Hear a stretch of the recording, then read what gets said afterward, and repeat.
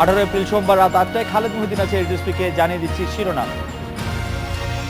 দুর্নীতির মামলার আসামিদের দেখা মাত্র গ্রেপ্তারের সিদ্ধান্ত দুদকের, 1 মাসে আটক 28 জন।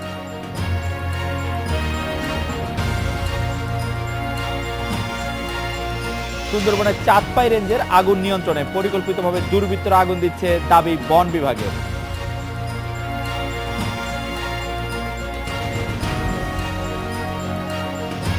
ইকুয়েডরে ভূমিকম্প পরবর্তী উদ্ধার কাজ চলছে, মৃতের সংখ্যা বেড়ে 272, জাপানে আবারও ভূকম্প।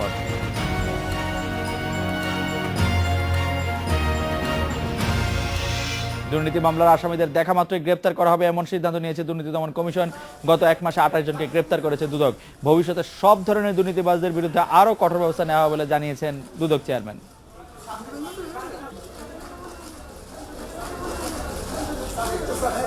নতুন চেয়ারম্যান নিয়োগের পরই দুদকের কাজে দৃশ্যমান তৎপরতা লক্ষ্য করা যায়। দুর্নীতির অভিযোগে শুরু হয় একের পর এক গ্রেপ্তার। ব্যতিক্রমী কোনো ঘটনা না, মামলা তদন্তকারী কর্মকর্তা তার নিজের উদ্যোগে এবং নিজের ক্ষমতায় তিনি যে কোনো মামলার আসামিকে গ্রেপ্তার করতে পারবেন। দুর্নীতি করেছে নিশ্চিত হয়েই মামলা দায়ের করে দুদক। তাই অভিযুক্তরা ধরাছোঁয়ার মধ্যে এলেই তাদের গ্রেপ্তার করা হবে বলে জানান দুদক চেয়ারম্যান। দুদকের মামলায় কোনো আসামি বাইরে ঘুরবে না, তারা বিজ্ঞ আদালত থেকে জামিন বা আদেশ নিয়ে বাইরে ঘুরবে। গত 1 মাসে গ্রেপ্তার হওয়া কেউই আলোচিত দুর্নীতিবাজ নন। তবে ভবিষ্যতে বহুল আলোচিত বা প্রভাবশালী কোনো দুর্নীতিবাজই রেহাই পাবে না বলে জানান দুদক সচিব। কমিশন তাদেরকে সবার প্রতি সমভাবে আইন প্রয়োগের জন্য কমিশন বরাবরই নির্দেশ দিয়ে থাকেন এবং এখনও তাই দেওয়া হচ্ছে। দুর্নীতিবাজদের প্রভাব প্রতিপত্তি এবং সামাজিক মর্যাদা বিবেচনা না করে গ্রেপ্তার করার নির্দেশ দেওয়া হয়েছে বলে জানিয়েছে দুর্নীতি দমন কমিশন। রিশাদ হুদা, ইন্ডিপেন্ডেন্ট নিউজ, ঢাকা।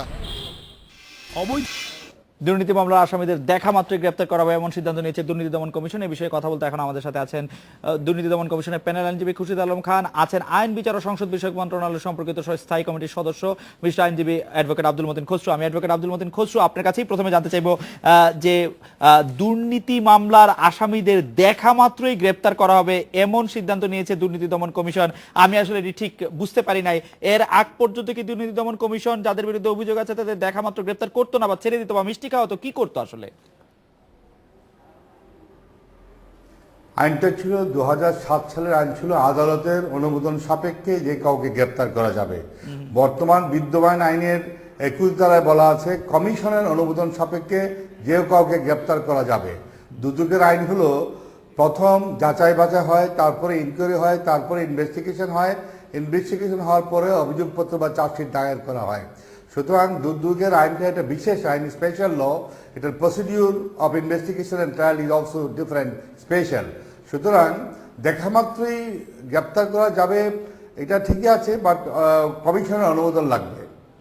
কমিশন মানে তো আয়োকে যিনি তদন্তকারী কর্মকর্তা তাকে, মানে দুর্নীতি দমন কমিশনেরই তো অনুমোদন লাগবে। যিনি তদন্তকারী, জি, তো এইটি তো আগের আইন পরিবর্তন হয়ে গেছে, আগে আদালতের অনুমোদন লাগতো। যে এটি তো মানে শীঘ্রই পরিবর্তন হয় নাই, মানে এটি তো 2007 সালের যে আইন, সেই আইন অনুসারে দুর্নীতি দমন কমিশনের অনুমোদন সাপেক্ষে তদন্তকারী কর্মকর্তা দুর্নীতি যে করেছেন তাকে দেখামাত্র গ্রেপ্তার করতে পারবেন। এটি নতুন করে দুর্নীতি দমন কমিশনের চেয়ারম্যান যে ঘোষণা দিলেন তাকে দেখামাত্র গ্রেপ্তার করা হবে, এর কারণটা কি? আমি জানতে চাইছিলাম যে এর আগ পর্যন্ত, মানে গতকাল পর্যন্ত কি তাদের দেখামাত্র গ্রেপ্তার করা হতো না? না, দুর্নীতি দমন কমিশন একটা স্বাধীন সংস্থা, সরকারের অধীন না। দুর্নীতি দমন কমিশনের চেয়ারম্যান সাহেব যদি বলে থাকেন, উনি ঠিকই বলেছেন যে দেখা মাত্র ওনার কমিশনের অনুমোদন সাপেক্ষে গ্রেপ্তার করতে পারবে। আচ্ছা, আমি দুর্নীতি দমন কমিশনের যে আইনজীবী আছেন, প্যানেল আইনজীবী আছেন অ্যাডভোকেট খুরশিদ আলম খানের কাছে ও বিষয়টি জানতে চাইবো যে দেখা মাত্রই গ্রেপ্তার করা হবে বলে আসলে দুর্নীতি দমন কমিশনের চেয়ারম্যান কি বুঝিয়েছেন? এতদিন কি দেখা মাত্র গ্রেপ্তার করা সম্ভব হতো না? এই কোনো কারণে কি আপনাদের উপর কোনো চাপ ছিল? মানে কেন, মানে তাকে দেখা মাত্র গ্রেপ্তার করাটা আজকে থেকে নতুন করে শুরু হলো কেন? না, আসলে এটা কমিশনের সিদ্ধান্ত, এটা খুব পজিটিভ সিদ্ধান্ত। এই সিদ্ধান্তটা আগে আসা উচিত ছিল। দুর্নীতি দমন কমিশনের কোনো গ্রেফতার যদি কাউকে করতে হয়, এটা কগনিজেবল অফেন্সে দুর্নীতি দমন কমিশনের শিডিউলের আওতাভুক্ত হতে হবে। আপনি যে বললেন 28 জন অভিযুক্তকে গ্রেফতার করা হয়েছে, আপনি দেখেন সবগুলি financial crime, bank officials, businessman. একমাত্র শুধু 27 ধারা জ্ঞাত আয় বহির্ভূত সম্পদের অর্জনের ক্ষেত্রে আদালতের পারমিশন লাগে। এই ছাড়া কোনো মামলায় গ্রেফতার করতে ডিউরিং ইনভেস্টিগেশন অথবা ডিউরিং ইনকোয়ারি আদালতের কোনো পারমিশন লাগে না। কমিশনের একটা ফর্মাল অ্যাপ্রুভাল লাগে। এই কমিশনের ফর্মাল অ্যাপ্রুভাল আগে হয়তো কিছু কিছু ক্ষেত্রে যেটি সাবেক আইনমন্ত্রী অ্যাডভোকেট আব্দুল মতিন খসরু একদম পরিষ্কারভাবে বলেছেন যে যেটি এখন আর লাগে না। কিন্তু আমি একটু একাডেমিক ইন্টারেস্ট থেকে জানতে চাইছিলাম যে এর মধ্যে আসলে নতুন আগে না, একটা ক্ষেত্রে লাগে। আচ্ছা, একটা ক্ষেত্রে লাগলো, কিন্তু এর মধ্যে নতুন বক্তব্য খসরু সাহেব যেটা বলেছেন, জি নতুন বক্তব্যটা নতুন বক্তব্য বলতে বোঝাচ্ছে দ্যাট মিনস দুর্নীতি দমন কমিশন দুর্নীতির এগেইনস্টে খুব ভিজিল্যান্ট, কাউকে ছাড় দেবে না। উনি ওনার যেই পরিচিতি থাক, সামাজিক পরিচিতি, রাজনৈতিক পরিচিতি যেটাই থাক, দুর্নীতি দমন কমিশন দুর্নীতির গন্ধ পাওয়া মাত্র অনুসন্ধান শুরু করবে, এফআইআর লঞ্চ করবে, এবং যদি মনে করে কিন্তু দুর্নীতি দমন কমিশন তো অ্যারেস্ট করা উচিত। কিন্তু দুর্নীতি দমন কমিশনকে তো আমরা এই পর্যন্ত পিক এন্ড চুজ করতেই বেশি দেখেছি। একই ধরনের মামলায় এক ধরনের অভিযুক্তের ক্ষেত্রে একই ব্যবহার করা হয়েছে, আরেক ধরনের অভিযুক্তের ক্ষেত্রে একই ব্যবহার করা হয়েছে। এবং দ্বিতীয় আমি যেটি বলতে চাই যে আপনি দুর্নীতি দমন কমিশনের আইনজীবী হিসেবে আপনি মনে করেছিলেন যে মোফাজ্জল হোসেন চৌধুরী মায়ার তার পদে থাকা উচিত নয়, কিন্তু তিনি শপথেই আছেন। মানে এই দুর্নীতি দমন কমিশনের আসলে আর মানে কি গুরুত্ব, কি ভার কি? না দেখুন, আপনার প্রথম প্রশ্নের জবাব হলো পিক এন্ড চুজের কথা বলছেন। পিক এন্ড চুজ আসলে তো দুর্নীতি দমন কমিশন ওভাবে করে না। আপনি যে পরবর্তী প্রশ্ন করলেন মোফাজ্জল হোসেন চৌধুরী মায়া, উনি তো বর্তমান সরকারের মন্ত্রী, সেখানেও তো ওনাকে ছাড় দেওয়া হয়নি। এখন আমরা আমাদের সাংবিধানিক ব্যাখ্যা বলেছি, উনি থাকা না থাকা এটা তো ওনার নিজস্ব ব্যাপার, সেখানে তো আমরা ওনাকে কম্পেল করতে পারি না, এটা ওনার নিজস্ব ব্যাপার। আপনার পিক এন্ড চুজের প্রশ্নটা যে সঠিক না, পরবর্তী প্রশ্ন দিয়েই এটা প্রমাণ হচ্ছে কমিশন কাউকে পিক এন্ড চুজ করছে না। আর রাজনীতিবিদদের ক্ষেত্রে অনেকেই পিক এন্ড চুজের এই অভিযোগ দুর্নীতি দমন কমিশনের ক্ষেত্রে এনে থাকেন। আমাদের প্রতিবেদনে জনাব আব্দুল মতিন খসরু আপনার দৃষ্টি আকর্ষণ করছি যে ভবিষ্যতে বহুল আলোচিত বা প্রভাবশালী কোন দুর্নীতিবাজি রেহাই পাবে না। আমাদের প্রশ্নটা আবারও এরকম থাকছে, আলোচিত বা প্রভাবশালীদেরকে কি দুদক রেহাই দিচ্ছে? সেই আলোচিত বা প্রভাবশালী কারা? আপনাদের মন্ত্রীরা রেহাই পাচ্ছে না, তার চেয়েও বড় বড় প্রভাবশালী আছে নাকি এখন বর্তমানে? জনাব আব্দুল মতিন খসরু। আমি সুস্পষ্টভাবে বলতে চাচ্ছি, দুর্নীতি দমন কমিশন স্বাধীন, অটোনমাস, সরকারের অধীন না। এটা শুধু দুর্নীতি দমন কমিশনের ব্যক্তিত্বের উপরে, নেতৃত্বের উপর নির্ভর করে এবং সরকারের নির্দেশে তারা চলার কথা না। সুতরাং তারা আইন সকলের বিরুদ্ধে সমভাবে প্রযোজ্য। সুতরাং law should be equally applicable against all. এটা পিক অ্যান্ড চুজ করার কোনোই সুযোগ নাই, আরবিট্রারিনেসের কোনো সুযোগ নাই। আপনাকে নিরপেক্ষভাবে আইনকে প্রয়োগ করতে হবে। আর আপনি যেটা বললেন অ্যারেস্ট তো কোনো না, প্রতিবিধান না। আইনের বিধান, মৌলিক বিধান হলো nobody's freedom should be withheld as a matter of punishment. Bail should not be withheld as a matter of punishment. Presumption of innocence বলে প্রত্যেক আসামিকে নির্দোষ বা ধারণা করতে হবে যতক্ষণ না guilt is proven against him, যতক্ষণ না তার বিরুদ্ধে দোষ প্রমাণিত হয় আদালতে বিচার সাপেক্ষে। প্রথমেই যদি একজন অভিযুক্ত ধরা হয় সে অপরাধী, দোষী, তাহলে বিচার করা যাবে না, সেখানে বিচারের বিচ্যুতি করবে, বিচার বিলম্ব করবে। Every accused must be presumed innocent till the contrary is proved. এই আইনের বিধান, প্রত্যেক আসামিকে নির্দোষ ভাবতে হবে যতক্ষণ না বিচার সাপেক্ষে তার দোষ প্রমাণিত হয়। জনাব আব্দুল মতিন খসরু, আমি একাধিক বিশিষ্ট ব্যক্তিদের কাছে শুনেছি যে দুর্নীতি দমন কমিশনের কারণে বিভিন্ন জায়গায় শুধু পিক এন্ড চুজ এটি হচ্ছে সেটি না, অনেক ক্ষেত্রে অনেক ধরনের কাজ কর্ম, ব্যবসা বাণিজ্য আটকে থাকছে। দুর্নীতি দমন কমিশন একটি নিপীড়নের হাতিয়ারে পরিণত হয়েছে। এই বিষয়টি কি আসলে আপনি একমত, নাকি এটি ওনারা আপনাকে আমি বলতে চাই যে দুইজন মন্ত্রীর সামনে একটি আলোচনায় গত শুক্রবার প্রকাশ্যেই এগুলি বলা হয়েছে। না, এটা দুর্নীতি দমন কমিশনের কার্যকলাপের জবাব তো আমি দিতে পারবো না। দুর্নীতি দমন কমিশনের স্বাধীন সংস্থা, ইন্ডিপেন্ডেন্ট অফ দি গভর্নমেন্টের অধীনে না। সুতরাং তাদের কার্যক্রমের জন্য জবাবদিহি জনগণের কাছে করতে হবে, আইনের কাছে করতে হবে। ওই জবাব দেওয়ার জন্য প্রস্তুত আমার জন্য প্রযোজ্য না।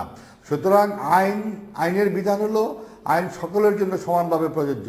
রুল অফ ল এর ফান্ডামেন্টাল মৌলিক বৈশিষ্ট্য হলো law is above all, however high he or she might be. Law, আইন সবার ঊর্ধ্বে, আপনি যত বড় ক্ষমতাশালী হন। Law is higher, high than however high you one may be. একজন যত বড়ই হোক আইন তার ঊর্ধ্বে। জনাব Law is above all. জনাব খুরশিদ আলম খান, আমি যে কথা বলছিলাম যে এটি বলা হচ্ছে যে বাংলাদেশের আবাসন শিল্পের যে আজকে একটু দুরবস্থার মধ্যে পড়েছে তার কারণ দুর্নীতি দমন কমিশন, বাংলাদেশের বিভিন্ন সিদ্ধান্ত নিতে গেলে যে আমরা আমলাতান্ত্রিক বেড়াজালে পড়ছি তার কারণ হচ্ছে দুর্নীতি দমন কমিশন। এই বিষয়গুলি আপনি কিভাবে দেখছেন আমরা একটু শুনতে চাইবো আপনাদের কাছে। আমরা একটা বিরতি নিয়ে ফিরছি, একটা বিরতি ফিরছি একটু পরে।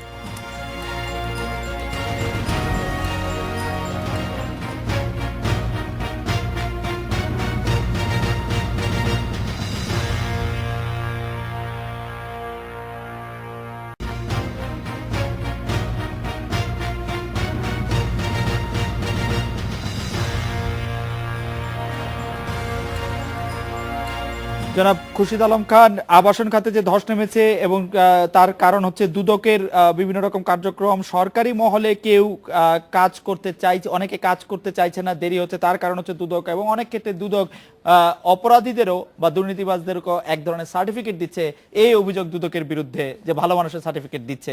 এই বিষয়ে কি বলবেন জনাব খুরশিদ আলম খান? হ্যাঁ, আপনাকে ধন্যবাদ। দেখুন, আবাসন খাতের যে সমস্যাটা, এটা কিন্তু সাধারণ মানুষের অভিযোগ অনেক দিনের পুরনো। এই আবাসন খাতের সমস্যার জন্যই দুর্নীতি দমন কমিশন আইন 2013 420 ধারা নিয়ে আসছিল তার শিডিউলে, যেটা এখন হয়তো বাতিল হতে চলেছে। কারণ প্রচুর ভুক্তভোগী মানুষ আবাসন খাতে টাকা বিনিয়োগ করে ফ্রাস্ট্রেটেড হয়েছে। অনেক সময় তার যেখানে বিল্ডিং করা দরকার তার চেয়ে অনেক বেশি জায়গা নিয়ে নিচ্ছে। তো আমার দুর্নীতি দমন কমিশনের কাজ কি? যেখানে দুর্নীতি প্রতিরোধের লক্ষ্যে দুর্নীতির অনুসন্ধান এবং তদন্ত। আমি যদি আবাসন খাতে গিয়ে যদি দুর্নীতির গন্ধ পাই, সেখানে তো আমি অনুসন্ধান করি, যদি কোনো কিছু দেখি যেটা আইন বহির্ভূত কাজ করা হচ্ছে, যেমন আবাসন খাতে বিল্ডিং করছে, নকশা জালিয়াতি করছে, এই নকশা জালিয়াতি এটা তো দুর্নীতি দমন কমিশনের তফসিলভুক্ত অপরাধ। এখন একটা নকশার সঙ্গে একটা বিল্ডিং ইনভলভ, তো আমি যদি দেখি নকশাটা জালিয়াতি বা নকশার বিরুদ্ধে অনেক এলিগেশন আছে, অনেক ভুক্তভোগী মানুষ দুদকে কমপ্লেইন দিচ্ছে, তাও কমপ্লেইনের বেসিসে আমরা ইনকোয়ারি করছি, ইনভেস্টিগেশন করছি। এখন সেখানে যদি কেউ সাফার করে, সেখানে তো দুর্নীতি দমন কমিশনের করার কিছু নাই। বরঞ্চ দুর্নীতি দমন কমিশন আবাসন খাতে যেভাবে দুর্নীতি প্রতিরোধের লক্ষ্যে ব্যাপক আকারে অনুসন্ধান করা উচিত ছিল, সেটা পারছে না বিকজ অফ লোকবলের অভাব। এখন যেটা হচ্ছে সেটা খুবই কম, একেবারে মাইনর পর্যায়ে। আমি তো মনে করি আবাসন খাতে দুর্নীতি দমন কমিশনকে আরো ওয়াইড রেঞ্জে অনুসন্ধান তদন্ত করা উচিত। কারণ বাংলাদেশে যতগুলি প্রতিষ্ঠান আছে, ভুক্তভোগীতে সহ সাধারণ মানুষের সবচেয়ে বেশি অভিযোগ হলো আবাসন খাত। আরেকটা বললেন আপনি সরকারি কর্মচারী কর্মকর্তাদের, আপনি দেখুন ব্যাংকগুলোর অবস্থা এখন কি। ব্যাংকগুলোর অবস্থা কি? আপনি 10 বছর আগে কি ব্যাংকের এই অবস্থা ছিল? আজকে দেখেন প্রত্যেকটা সরকারি ব্যাংক, প্রত্যেকটা বেসরকারি ব্যাংকের মধ্যে হিউজ মানি লন্ডারিং হচ্ছে, টাকা মিসঅ্যাপ্রিভিয়েশন হচ্ছে। আপনি যে 28 জনের কথা বললেন গ্রেফতার করেছে, তার মধ্যে 20-এর অধিক হলো ব্যাংক অফিসিয়ালস। তো এখানে দুর্নীতি দমন কমিশন এখানে যাবে, ইন্টারভেন করবে, কারণ because of corruption, misappropriation of the money laundering, এবং এগুলো দুর্নীতি দমন কমিশন আইনের আওতার মধ্যে পড়ে। এগুলি জনগণের টাকা, আমানত। অ্যাডভোকেট খুরশিদ আলম খান, আপনাকে ধন্যবাদ। আমি জনাব আব্দুল মতিন খসরু আপনার কাছে জানতে চাইবো যে সাধারণভাবে আপনাদের সরকারের বিরুদ্ধে সময়কালে যেসব দুর্নীতির অভিযোগ উত্থাপিত হয়, হলমার্ক, ডেস্টিনি, তার সোনালী ব্যাংক সহ বাংলাদেশ ব্যাংক, বেসিক ব্যাংক ইত্যাদি, কোন বড় দুর্নীতির ক্ষেত্রে দুর্নীতি দমন কমিশন কোন রকম কোনো ভূমিকা পালন করতে পেরেছে কিনা? বাংলাদেশ ব্যাংকে যখন আমরা টাকা পাচারের কথা শুনলাম, তখন আমরা শুনলাম যে দুদকের মধ্যে অংশগ্রহণ করবে, কিন্তু দুদকের সেইভাবে ইনভলভমেন্ট আপনি দেখেন কিনা? আপনার যারা আপনাকে ভোট দিয়ে আইনসভায় পাঠিয়েছে, তারা আপনার কাছে দুদক সম্পর্কে কোনো প্রশংসাসূচক কথা বলে কিনা? জনাব আব্দুল মতিন খসরু। দেখেন, দুদক আপনার তাদের জনবলের অভাব। কিরকম জনবলের অভাব? যে স্পেশালাইজড তদন্তকারী কর্মকর্তার প্রয়োজন ছিল। যেই দারোগা সাধারণ অপরাধ তদন্ত করে, আমি তো বলি যে দারোগা গরু চুরির মামলা তদন্ত করে সাব ইন্সপেক্টর, সে এখনকার দিনের যে ফিনান্সিয়াল ক্রাইমগুলি হচ্ছে, এগুলি অত্যন্ত কমপ্লিকেটেড, সফিস্টিকেটেড ক্রাইম। এই সাধারণ তদন্তকারী দারোগা দিয়ে ওই তদন্ত হবে না। এই জন্য স্পেশালাইজড একটা আপনার ইনভেস্টিগেটিং এজেন্সি থাকা প্রয়োজন, যারা এই ক্রাইমটা বুঝবে। বাংলাদেশ ব্যাংক লোড হয়ে গেল, কিভাবে টাকা ফিলিপাইনে চলে যায়, আমেরিকা চলে যায়। ওইটা তদন্ত করার যোগ্যতা দক্ষতা সম্পন্ন লোকের অভাব রয়েছে। দুদককে ঢেলে সাজাতে হবে, দুদকেরও জবাবদিহিতা প্রয়োজন, ট্রান্সপারেন্সি প্রয়োজন, অ্যাকাউন্টেবিলিটি প্রয়োজন। দুদকের অ্যাকাউন্টেবিলিটি নিশ্চিত করতে হলে Dudak should be manned by competent people, competent investigations. আমি দুদককে দোষারোপ করছি না, আমাদের দায়িত্ব হবে দুদক স্বাধীন, সরকার থেকে ইন্ডিপেন্ডেন্ট অফ দি গভর্নমেন্ট। দুদককে আমরা ঢেলে সাজাতে হবে যোগ্যতর লোক দিয়ে। এখন মনে করেন বাংলাদেশ ব্যাংকের যে হলো এবং সোনালী ব্যাংকের যেটা হলো, দে আর দি ট্রাস্টিস, আমাদের আমানতদার, আমাদের টাকা লুট হয়ে গেল, খবর নেই কারো। বাংলাদেশ ব্যাংক এফআইআর দায়ের করলো, আসামির নাম নাই। এত banking transaction is always a chain transaction, this cannot be committed by single handedly by a single person. আপনার ফাইন্যান্সিয়াল অর্থনৈতিক যে অপরাধ, এগুলো হলো অনেক লোকের প্রয়োজন হয়। এককভাবে সোনালী ব্যাংক আপনার শেয়ারটন শাখার ম্যানেজার করতে পারে না। এসজিএম, জিএম, ডিজিএম, আমি সংসদে আপনার অনুমিত হিসাব কমিটির সভাপতি, আমি তাদের ডেকেছিলাম। বাংলাদেশ ব্যাংকের গভর্নর এসেছিলেন, সোনালী ব্যাংকের এমডি এসেছিলেন। আমি তাদের বাংলাদেশ ব্যাংকের গভর্নরকে জিজ্ঞেস করলাম, সোনালী ব্যাংকে এত বড় লুট কেমনি হলো? কয়েক ম্যানেজার থেকে শুরু করে ব্যাংকের এমডি পর্যন্ত জড়িত। Because it's a chain transaction, প্রতি বছর অডিট হয়, প্রতি বছর ইন্টারনাল অডিট হয়। তারা কি করেছে?